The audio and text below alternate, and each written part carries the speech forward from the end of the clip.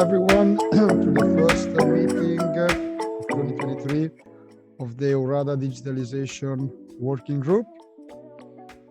URADA actually, with the support of FundingBox in 2021 created this working group on digitalization and Industry 4.0, considering the relevance of digitalization for regional economic development in the current context. Also actualized nowadays, even more after the pandemic, where we realize that we need even more digitalization. This working group normally meets like 3 times per year, 2 online and 1 for a face-to-face event. This year, the face-to-face event should take place in Brussels in October in the framework of the European Week of Regions and Cities. And the aim of this working group is to create a community of professionals who wants to facilitate the exchange of best practice and knowledge in the field of digitalization. Of course, expert who wants to lead to new ideas and wants to cooperate at European level with the purpose to develop a new project focused on the implementation of the digital transformation. And finally, to disseminate best practice initiatives related also to the topic of digital innovation hubs. I don't know if you remember, but at the beginning of 2023, February, March, we launched a survey to the members of this working group, as I mentioned, created in 2021. So we have a database of more than 170 people, asking you what was like, what kind of topics were you interested to deal with this year. And as a result, on first, the 3 best choices were Cascade Founding, actually also the main focus of our friends from FundingBox, then building a human-centered and circularity European economy. That's why today we are here to talk about it. And the 3rd topic choose was experiences of regions supporting European digital innovation hubs.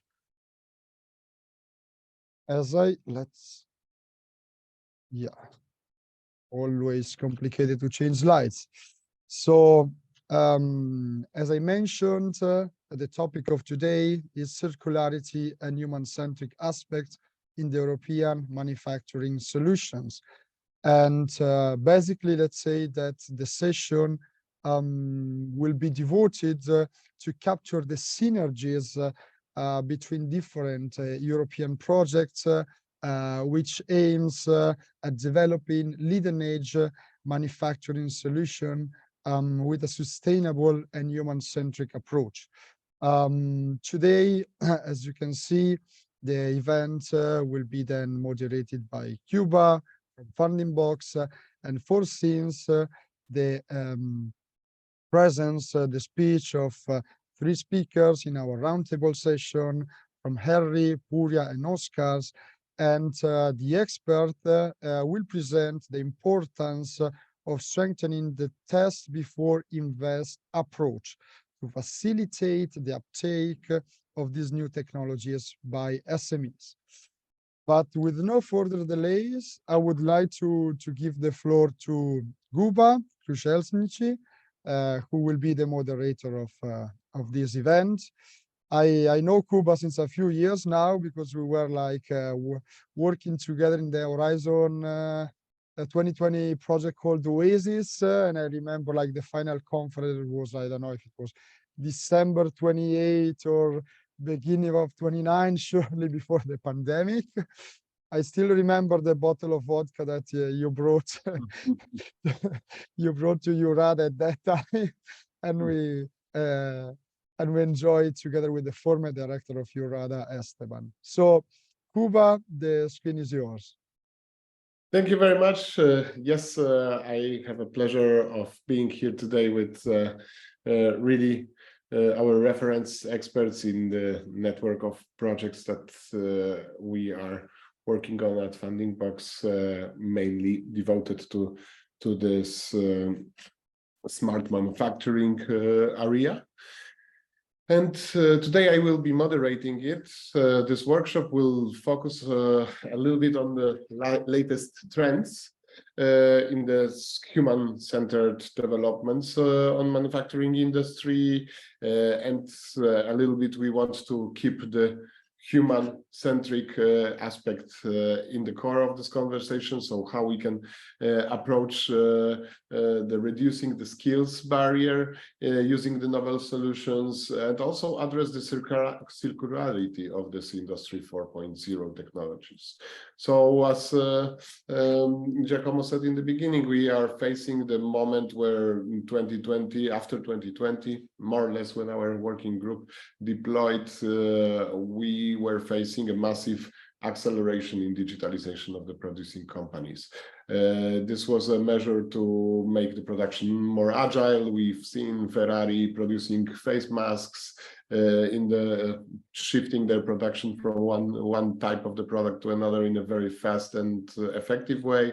All those things we've seen on one hand shown us that there is no other way than digitalizing.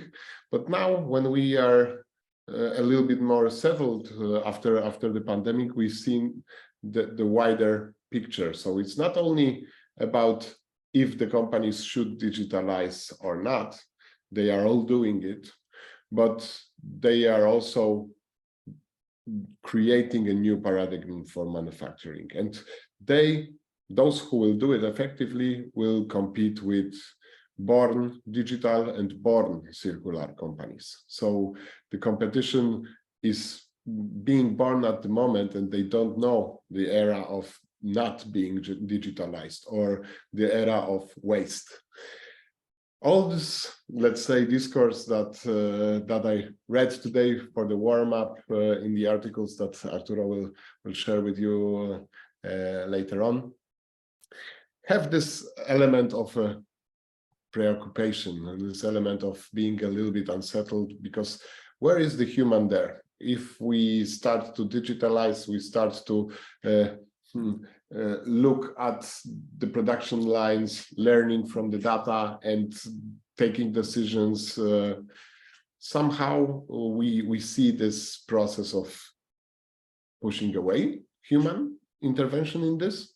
And today I think that we will be able to not only listen to the experts about how those technologies are developing, but also we will get the information how we can romance with them, how we can taste them, how we can trial them in order to get to know the internal, deeper perspective, where the human is in the center, where the human is benefiting from it, and where the European projects is something that is leveraging this knowledge. So just a little bit to continue, I want to introduce our experts. So I would like to welcome Harry Biklas from LMS. Harry is a research engineer, graduated in mechanical engineering and aeronautics at University of Patras in 2014, and PhD in additive manufacturing, also in the same university. So he has been a researcher in laboratory of manufacturing, manufacturing systems and automation. And his research interest is mainly in additive manufacturing, laser processing, machining. So, and also Harry is working very closely with us in many projects devoted to those topics from Horizon 2020, Horizon Europe. The next speaker is Puri, our technical coordinator of Zero Swarm project, working at Huawei as an expert on not 5G technologies, but also 5.5 and 6G technologies, which means that he's the one that is pushing the advances of the state of the art. If you want to know the future, ask him. He's focusing on architecture, features, requirements, and use cases, specialized in Industry 4.0, but also technical coordinator of the Zero Swarm project, coordinating the EU-Korean collaboration called Caramel, AI-based cybersecurity for connected automated vehicles, also participating in many 6G AI projects, strategic research and innovation agenda included in it. So yeah, keep Puri close if you want to know more about what will happen in 6G reality. And last but not least, Oscar Salgado from Ikerlan. He's an innovation expert and also senior researcher, PhD, accomplished in mechanical engineer expertise in kinematics and dynamics modeling, complex mechanical systems and manipulators, also including vibroacoustics and model analysis. So he is PhD in mechanical engineering from University of Basque Country, with over 15 years of experience leading industrial projects in different sectors like transportation, energy, railway, or industrial machinery. He has been a key actor in condition monitoring, digital twin, and Industry 4.0 research. So we have here a really tough brains on board. So I hope it will be very interesting to listen to them. I'm the head of Tech Transfer Department at FundingBox. And I also would like to briefly ask our speakers to briefly present yourself and the project, maybe after this intro. And just one comment, please avoid to use the technical jargon, because this is a little bit, let's say, more open floor, open mic workshop. So let's try to keep it as understandable as possible. Mostly, I would say that let's keep into three different points. Clear description of the challenges that you are focusing on, how your solutions will address those challenges, and your target group. And in this case, I think we will also start to be a little bit more inclusive and bring companies, bring regions to interact with our projects via this expression of interest. So maybe let's start with this very brief intro. Harry, Puri, and Oscar in this. Thanks, Kuba. Thanks for the nice introduction, and thanks for hosting us in this online event. That's very interesting as a topic. I'll maybe start a bit describing what Regroup is about. Regroup actually, as a name, stands for Resilient Rapid Reconfigurable Production Chains. And as the name implies, the main focus of the project is resilience strategies for reconfiguration. How do we do that? How do we enable resilience? That's a hot topic since 2020 and since all the disruptions that came with COVID and all the subsequent events since. But how do we achieve that? Our initial answer on that is that resilience can be achieved mainly through rapid reconfigurability, and the rapid reconfigurability can be enabled through digitalization or production level. So Regroup focuses on a set of different technologies, and that includes digital twins for rapid reconfiguration, reconfigurable machine tools, value chain modeling and real-time linking with what the market does and how we use market responses to trigger reconfiguration when needed, multi-level monitoring and quality control within the factory and within the equipment in order to mitigate adverse effects of reconfiguration on product quality. And everything is brought together under the umbrella of an overarching digital interoperable platform. As regards to who are those developers addressed to and which are the target groups, I would say anyone who deals with manufacturing processes and mainly companies that face various reconfiguration issues that are either linked to scaling up or scaling down production, introduction of new suppliers due to disruption of the supply chain, accommodation of different product variants, and resilience to unforeseen events in general.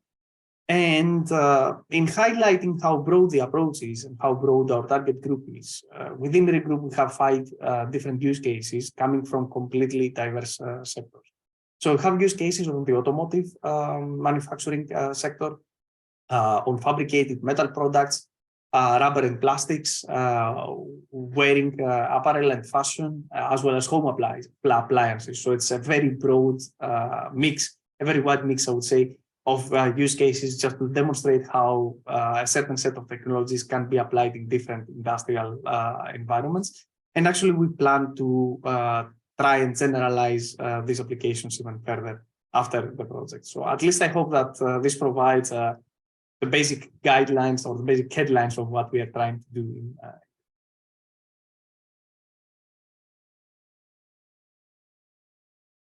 Thank you. So if some of you are frying your breakfast egg wearing your favorite t-shirt, you may not realize that it could be done by the same factory or in the same place. All right, let's go to Puri. Maybe you can give us a little bit more view on Zero Swarm and your area of expertise. Yes, good morning. So thank you very much for having us today. It's quite interesting to be here, sharing the opinions and points of view with the other colleagues. So as mentioned, I am Puri. I'm working for Huawei Technology Sweden office, basically. So our office is located in Stockholm, and I'm the technical manager of Zero Swarm. As mentioned, I'm kind of 5G and beyond expert. So it means that we are looking into the challenges of mobile telecommunication system, but not in a kind of passive way, but more proactive and futuristic, let's say, way, in order to adopt the future technologies to better serve us. So why it's important and how it fits within this picture of digitalization, because let's put it quite simple, right? So up to the 4th generation, the main problem in the mobile telecommunication system was to serve our cell phones only, right? So 5G was the first generation that this item to be served moved away only from our cell phones and expanded to other systems and machinery, right? So it could be a car, it could be some robots and some manufacturing facilities, right? But this has become a new complete dimension of work by itself, because then these machineries were using some legacy networks, and now we would like to introduce wireless mobile communication systems to serve them, right? So this dimension pushed us to introduce new standards, new features, and then continue doing this. And this project that we are working on, Zero Swarm, is exactly a continuation or a piece of puzzle in this journey to adopt 5G system, to boost the uptake of 5G mobile system in the manufacturing sector. As mentioned, it's not easy. There are a lot of challenges, but we are doing our best, right? So we are doing, well, the project is quite big. We have 27 partners from 9 countries. We have 10 trials that pushes really for the uptake of cellular communication inside the manufacturing. But the main target is to provide, let's say, a technical feasible, a desirable solution and business viable solution, because sometimes we do some technologies that are really cool, that are interesting, but they are not business-wise, let's say, really viable. So this is our target. And in terms of, let's say, audiences, I would say, let's say, looking into this business viability, from one side, the big industries are quite interesting, but I would say that these big industries would be like those who would pave the way for the future uptake of this system. And there would be a lot of SMEs that can come and use this, let's say, road to build extra services and extra, let's say, added value services on top of what these big industries could pave. So we are in a quite early stage. So I encourage everyone to have a look on this, to encourage engagement. And also from the other perspective, I think authorities, policymakers should also have a look here, because there are some challenges that are not necessarily technical. So it would be nice if the policymakers, authorities could also have a look, try to understand better this word and try to see how we can remove those barriers. So that's all from my side, and yeah, looking forward for our conversation today. Thank you very much, Puria. We will follow up on that during the course of today's workshop. And now I would like to invite Oscar to give your perspective on today's topic. Okay, good morning, everyone. Well, thank you to Jurada and FundingBox for giving us the opportunity to be with you this morning. Thank you, Kuba, also for the nice introduction. As you may know, Icaran is actually a technological research center that is actually located in the north of Spain, where we are dealing with different aspects around digitalization, the energy transition, and circularity as well. Here this morning, I am representing the CEST WG project, a project that is mainly, let's say, continuing the pathway defined by the Commission in these aspects related to what is called the zero defect manufacturing, how companies can become more efficient, trying to improve the quality of the resultant products. What is actually new is also, zero defect manufacturing is also a way to improve, let's say, the circularity, to get a better use of the resources in our manufacturing processes, and try to reduce, let's say, the waste we generate, because actually reducing the waste in our manufacturing process is important, not only for the business, but also for the global objectives of Europe. Okay, in CEST, what we are aiming is developing new different solutions, inspection solutions that can be really affordable for small and medium enterprises that, on the one side, want to improve their process. They want to produce products more efficient with less number of quality issues, let's say, and while improving the waste they're generating, trying to reduce as less waste as possible.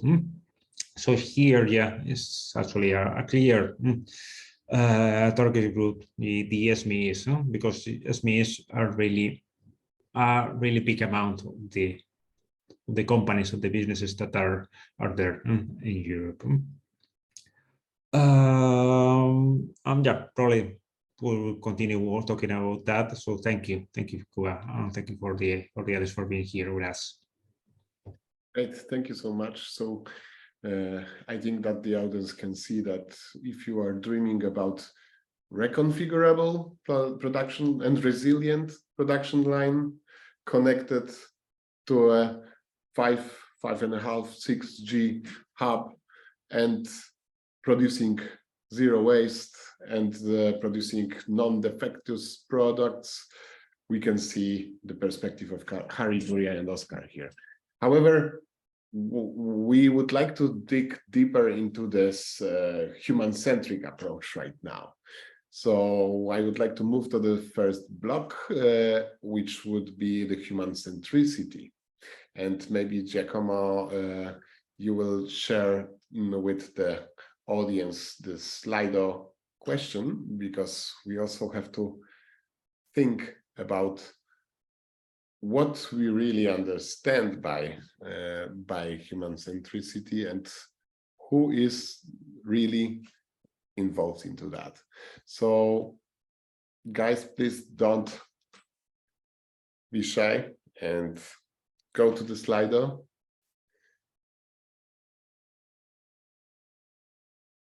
Scan the QR code if you want to with your mobile. And answer the question, are you familiar with the concept of human centricity? What do you know about it? And how do you see it? Maybe if you are not, what would you like to know about? And then maybe I will just read the first one, which is yes, a bit. I hope that it will be a little bit clearer in the end of this blog, at least. So maybe I would like to ask you, the speakers, for someone that hears for the first time the concept of human centricity as a part of the digital revolution, how would you describe it? Oscar, Puria, Harry, would you? Yeah, Oscar, come on. Okay, I will start then. Well, as I think in all our, well, we share the same approach in the projects, we are dealing with the digitalization. And yeah, although yeah, in some way we could think that digitalization can kind of get rid of many jobs in the industry. What we also need to have in mind is that these new solutions we are trying to develop doesn't need to really go into that direction. For example, in our project, we try to give the users, especially the blue collar workers, new different solutions that could make their job easier. In that sense, what we want, well, try to have in mind with this human centricity concept is those new solutions are needed to really improve the condition of the workers, making their lives easier and potentiate their jobs while trying to avoid them repetitive works and something like that. So yeah, we need to get their lives easier, having the job or the worker in the middle of it. That could be more or less my ideas I want to share with you related to human centricity. Probably my colleagues can give some other thoughts. Yeah, definitely. Maybe Puria, you can give a little bit of the glimpse on how your project is integrating the human-centric approach. Yeah, absolutely. Well, I think in general, well, this word is quite big, and you can look into it from different perspectives after all, right? So, but maybe in a nutshell, is basically when you are designing a product or a solution, you always think about the human as a central element, right? So you design your system, your solutions for that human. There is a famous, let's say, example of this, let's say, human-centric design that always comes in different discussions is the seatbelt, right? So like when the seatbelt has been designed first, it has been designed and tested only for men. And when the accidents were happening, the women body, the kids, let's say height and other factors has not been considered on that initial design. So they figured out that this is causing damage to those group of humans that were not taken into account while designing this technology. So by the human-centric, let's say, approach, you would take into account all these different aspects that comes out of our bodies or human, let's say, behavior, being a woman or a man, or being a kid or elderly, or so on and so forth in your design. In some technologies, it is straightforward. It's more trivial, like the seatbelt. But in some others, it's not that easy. For example, mobile communication.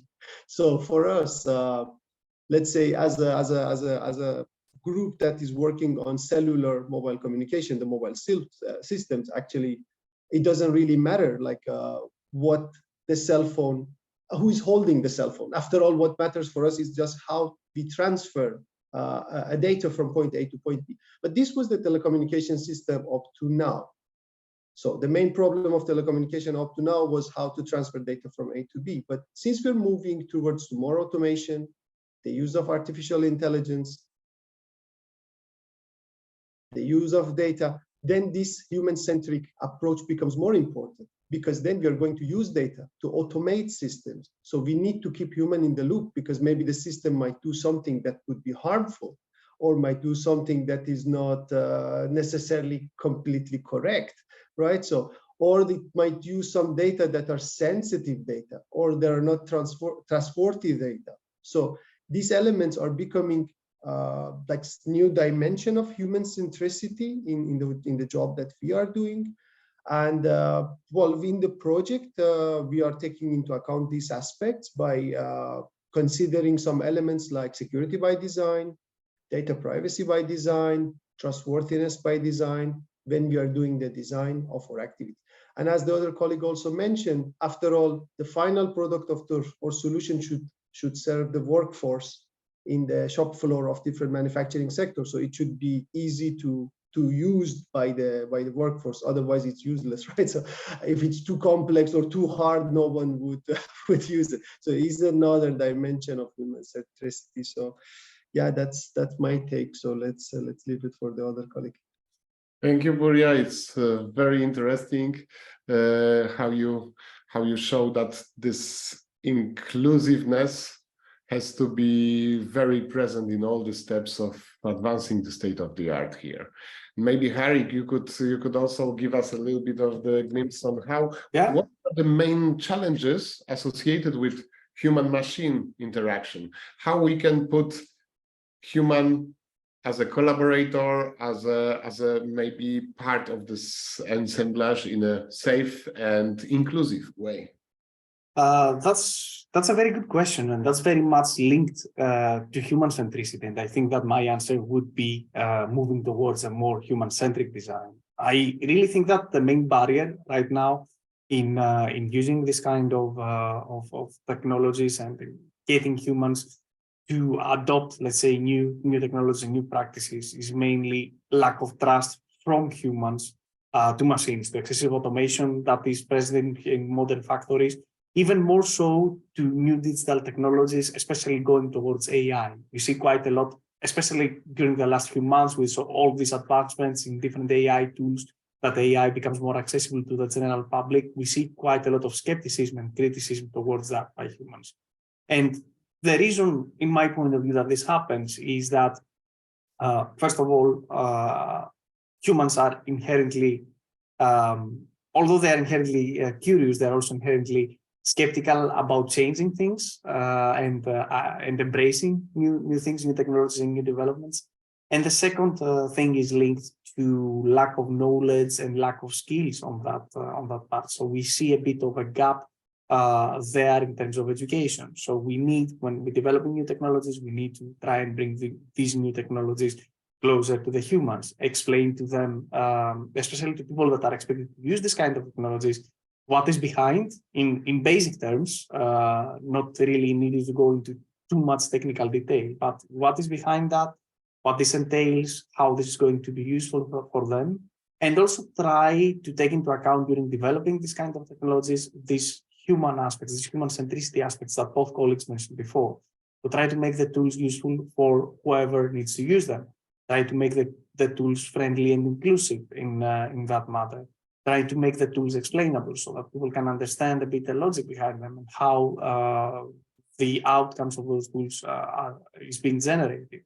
And try to bridge the gap, I would say, between humans that are actually about to use the technology and the technology itself, trying to make it from a big scary thing to something that's their friend and their co-worker that they can trust and move forward and make their lives easier and better in that sense.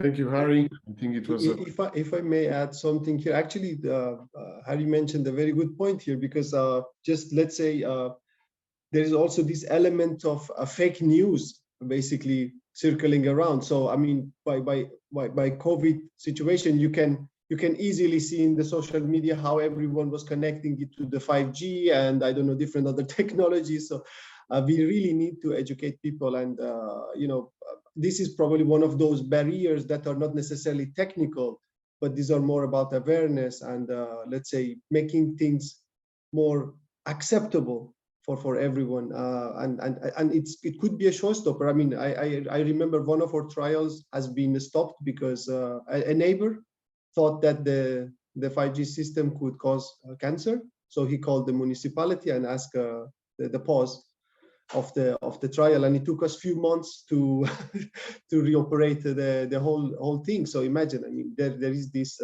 elements that are real problems sometimes. Yeah, absolutely. I think that here we are gathering all the early adopters that are thinking a little bit in the future, and this awareness comes from such conversations like today, then the bigger adoption is coming. And like it happened with electricity, like it happened with having a computer at home, now we are all aiming to becoming a data nerds society, let's say. However, all these waves are somehow leaving tiny little parts of the society excluded, and we have to really avoid this situation.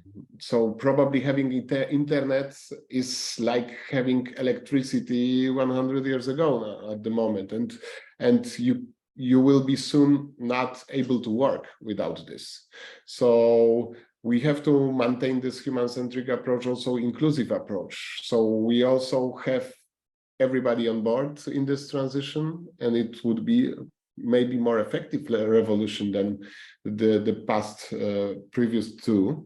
We have to overcome the skill barriers and enhance the acceptance of this industry 4.0, enabling technologies that are more the current challenges. Also, those technologies should pay special attention to enable them to be used by operators apart from experienced engineers. So looking for let's say, eliminating the knowledge gap. You will need less expertise to operate certain complex manufacturing systems. And this is probably the aim that we are all looking for here. And then maybe this will need some additional training, requalification of the workforce towards the novel technologies. But you can also probably try to taste these technologies in our projects and try to taste the training pills for your workers to get more aware, to get on the good side of the force, let's say, not really thinking about black scenarios.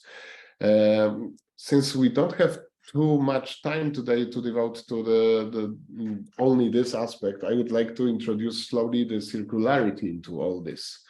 Because it's not only about producing things in a more agile way, in a more resilient way, in faster way, because we are flooded by waste. And if we do more and faster and better and more and more, we need to think about also not producing waste around it. And this is also helping humans being in the center of this system. Machines will survive probably, but we need to be more careful from the humans. So how we enable this circularity? This is the second block of the questions and of the discussions that we would like to address today. Maybe Giacomo, you can come back to the Slido, because we would like to keep you involved as participant.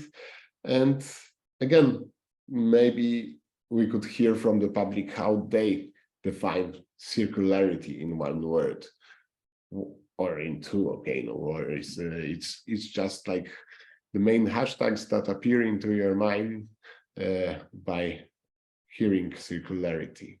Reusing is a pretty recycling. Kuba, if you manage to find somebody that can define circularity in one word, I would really like to speak to that person. Yeah, normally we have at least three, but recycling, reusing seems to be dominate here in the room. Anybody else, you can still type, while maybe Harry will give us this maybe. Do I have to do it in one word then? I think you have more than a few minutes to start. If I had to really use one word, though, it would be valorizing or revalorizing. So I think that all the words that are being popping up in Slido are correct. I would really struggle to find a strict definition. I mean, I don't think there are two people that we would talk about circularity and that would say the same thing. And this is because it's, in my point of view, at least, a rather complex a rather complex concept. I would use the word revalorizing, because this encompasses basically what you see here. It encompasses reusing, it encompasses recycling, and it's just trying to make value or preserve value from things that would otherwise be waste. And this might include remanufacturing, for example, to extend the life of a specific product. It might include reusing or repurposing components for different purposes. It might include at the very end of the day recycling as a very, very last step in the whole value chain. But yeah, I think that creating value of something that is not considered as valuable right now would be maybe closer to the definition that I have in mind. Thank you so much, Harry, for this interesting input. And maybe I would like to ask Oscar, because your project is very much related with that. So how are your solutions extending the lifespan of the products or benefiting from all the usage cycle, avoiding the defects that can emerge? How this all can be enabled? Yeah, I think, yeah, under a, let's say, this circular perspective, we can think about this in some different ways. On the one hand, we think about the manufacturing processes. What we are trying to reduce is the waste we generate, because in the end, when we are producing something, we are transforming different materials and into before we get any final product. That's one hand where we need to really improve our processes, where we need to really reduce the waste. One way is trying to not having like bad parts, let's say, trying to produce every time right parts, while we reduce the waste we generate. On the other hand, while we are improving the quality of our products, one could think, why this improvement of quality could result in using or extending the lifetime of the resultant products. For example, in our project, we are having different use cases. One is really interesting because it really is dealing with the supply of different big parts for the wind energy industry that potentially will give us enough electricity in the coming years. These very big machines, the windmills, the wind generators, are designed to be there up to 20 years without at least no significant failures. And one of the use cases we have is trying to really produce the tower components of these very big structures in the best way possible. And in the end, if we can extend the life of these parts, in the end we will be benefited from all of these results. So at least we are trying to produce different solutions that can be used in that sense. But for sure there are many different options or aspects where we could be benefited from. Thanks, Oscar. Puri, if you hear this intervention, do you think that the term waste will still be part of the vocabulary of industrial companies in the midterm? Oh, I think it's a million dollar question, actually. It's difficult to answer it like definitively, but I think we are heading towards a more let's say clean and wasteless, let's say, future, of course. So, but as mentioned also by colleagues, it's quite complex, because from one side we are using more renewable inputs to produce things. From the other side, we are trying to maximize the production capacity, and from the other side, we are trying to recover different elements.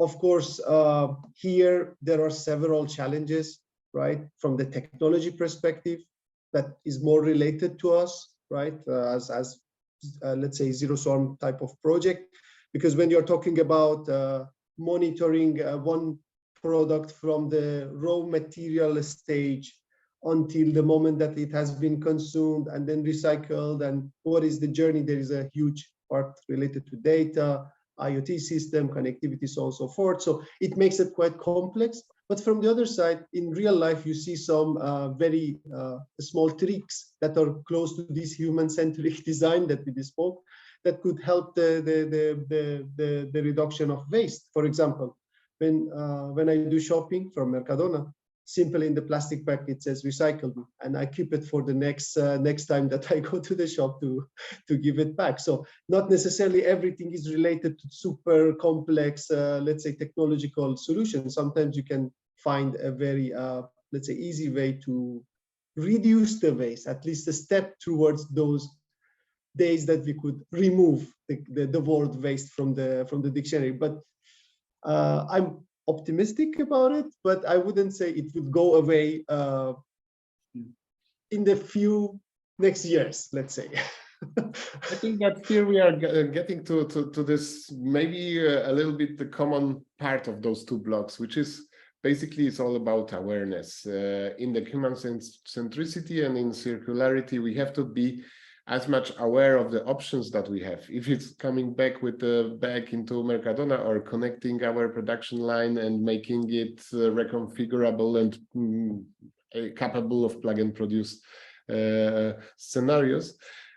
I think that this awareness also comes to the portfolio of technologies. And if we are talking about digitalize this, digitalize that, what we do when we want to, achieve some functionality in our daily life, like, for example, looking for a flight for our meeting in Brussels in October.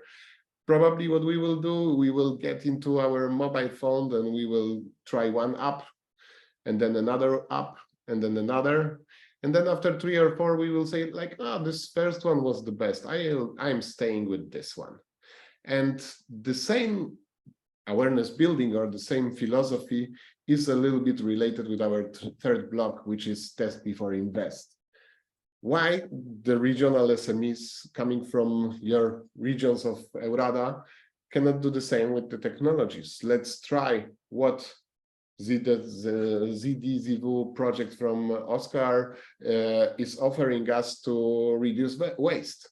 Let's try and let's ask the project from Harry how we can really experiment with a few different solutions from reconfigurable production, or why we can connect it with Huawei to something instead of other provider, or maybe in a different hardware. Those things, what we are aiming to do with our projects is open them to a wider company's public. You know that it's many, many years, like all the framework programs are closing the research in the bubbles, and we, cheer ourselves in between each other and how good we are. But the good thing is to show it in the App Store and ask, what do you want really? What the future company will stay with? And maybe this is the last block that I would like to ask you. We don't have a lot of time, but maybe you can, in a 3 or 4 words, say like, what is your portfolio that will be offered in this new technologies to the market, in this test before invest scheme? Maybe Harry, you can start with your. Yes, we are very early in the regroup, so these things are currently under definition because the project is only running since the beginning of 2023. However, we have a pretty good idea of what we want to offer. This is reconfiguration technologies, mainly digital technologies that would enable reconfiguration. And as part of that, we have envisioned a series of open pilot lines, as we mentioned, where SMEs can come in, they can apply through an expression of interest call that is going to be launched later during the project. And then they can come in and experience by themselves how the technologies developed in the regroup can help them in making their production lines more efficient as regards the reconfiguration parts, how they can be reconfigured faster, how they can become more resilient by the technologies that we develop. Great, thanks, Harry. And from Puri, Zero Swarm project, how would you like to contribute to this? Yeah, absolutely. So the first thing that I would encourage those who are interested is to join our community. So we have a community of, let's say, experts. You can access to the community through the zeroswarm.eu website. So it's a simple registration process, and then you can join to more exclusive discussions of the project. So here we are trying to raise awareness. So we are frequently publishing, let's say, informative materials, different articles. There is a chance to interact with the project partners here. And as I said, the project is quite big. We have 27, let's say, partners from different backgrounds and profile, and also very good link to different standards and initiatives. So we have a good reach to transfer this knowledge. This is number one. But after that, we also have this mechanism of expression of interest related to our 10 trials in different parts of Europe. We have 4 trials in the northern part of Europe. So we have in Finland and in Sweden, then central part of Europe and south part of Europe. So the project covers basically quite a wide geographical range for different possibilities of testing for those who are interested. And there is a mechanism of expression of interest that promotes these test before invest practices. There would be enough training and support. And if needed, we can also help on the initial business model. And all of this thanks to the help offered by our colleague in FundingBox. But yeah, first step would be encouraging everyone to join our community, and then we can take it up from there. Yeah.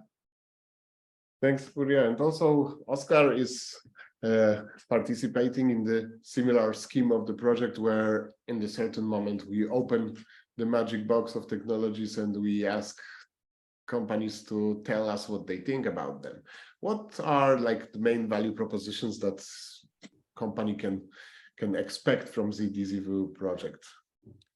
Well, as I said at the very beginning of this workshop, our aim is to make these new inspection solutions we are developing in the project more affordable, more accessible to a global spectrum of companies, not only focus on the bigger names out there in the market, but also for the small and medium enterprises that are the main part of the business in Europe.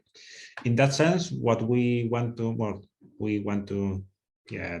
pursue is this new concept of what we call quality inspection as a service. Let's say you can think it is more or less like you said that we do with our smartphone and the marketplace, where I can choose any app and try to test them, and if it gives me value, I will keep it. Otherwise, I will look for another one. In that sense, we want to let's say define a similar approach where we can offer different inspection solutions that are composed not only in the hardware, the inspection technologies like the sensor, the cameras, or any other complex stuff. We need to check if our parts are good or fit for service, let's say, but also giving access to different apps and services in order they can be integrated to other industrial systems that they have. And in that sense, we are looking for additional, let's say, testing pilots where we can really demonstrate our value proposition in different use cases, that the ones we have. So any, let's say, company that may be interested in improving their industrial processes, try to reduce the waste they are generated, and at least test new inspection technologies that can improve their process, do not hesitate to contact us, or at least to follow our different social media, website, LinkedIn, or our community itself. So please get in touch with us. Thank you very much, Oscar. So I think that we have the menu coming from 3 projects and we can follow them. But now I would like to give the floor to Maite Garacelo from FundingBox, the partner of FundingBox that somehow is showcasing that we are the company that we host this testing environment where we try to engage companies in tasting the technologies, looking at them and deciding if there is something interesting for them there. So it's much more than those 3 examples. Maybe Maite, you can tell us a little bit more about what we learned today. And also, Giacomo, you can also add another slide that is the last slide from today, I think, before we close. Yeah, I would like Maite to give her the floor. Thank you, Kuba, for the introduction. Good morning, everyone. And thank you to the speakers, because it was very inspiring and interesting, at least for me, to follow your comments and ideas. So I will try to wrap up quite quickly, summarizing a little bit what we have learned on the 3 main topics that we were treating, right? So first, we were focusing on this human centricity. A kind of definition that we were using here was having the workers at the center of technology and helping them instead of just competing, right? I think it was something that you were treating and make us think on the importance of taking them into account when designing those technologies. I found very relevant also to mention the importance of the data era where we are in, right? And how important also is this aspect of human-centric approach to help in a proper use and exploitation of those data by humans, right? You were mentioning one of the challenges on how the humans are really not trusting technology and machines, right? And so how also we as technology providers, or the main RTOs that are with us today, they need to produce technologies that are useful and friendly, right? And to maybe come with a proper training and a proper testing opportunities that we're also covering here today. Regarding the circularity area, it was a challenge to define circularity with just one word. And maybe I would just use, Harry, your description, right? Or maybe this is more about preserve value from things that otherwise would be waste. We went also through on how these projects are helping here, and 2 things how we are helping with our projects is by reducing waste we produce by improving process in manufacturing. But also on the other hand, it was very relevant to listen to the idea of improving quality of products by extending their lifetime. Okay, it's another way we are helping here on the circularity. And to finalize, how do we help our workers, our companies to make use of these technologies? And this is one of the focus of the projects that we are presenting here today, and it's facilitating the test before invest. This is how we are supporting SMEs to understand how these technologies are working and to generate that awareness that, Kuba, you were mentioned as something very important here. The way we are normally facilitating this is by launching the expressions of interest. So companies, they can apply and they can do these trials of the different technologies that we are producing in these different projects. So we really encourage you to follow us. FundingBox is somehow compiling these opportunities, but also the projects that are here today.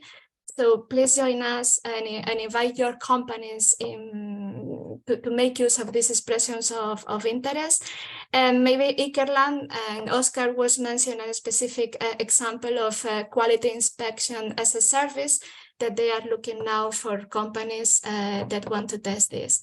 I will finalize this part also with a call to action that was included at the beginning, and these solutions are for companies mostly, but the regions and the policymakers also have an important role to play here, right? Because there are some key challenges that we cannot overcome on our own. So we really would like to ask for your involvement in this kind of projects by promoting the opportunities, but also by being involved in the key challenges and the debate that is around. And with this, I will give the floor to Giacomo to close the webinar. Thank you.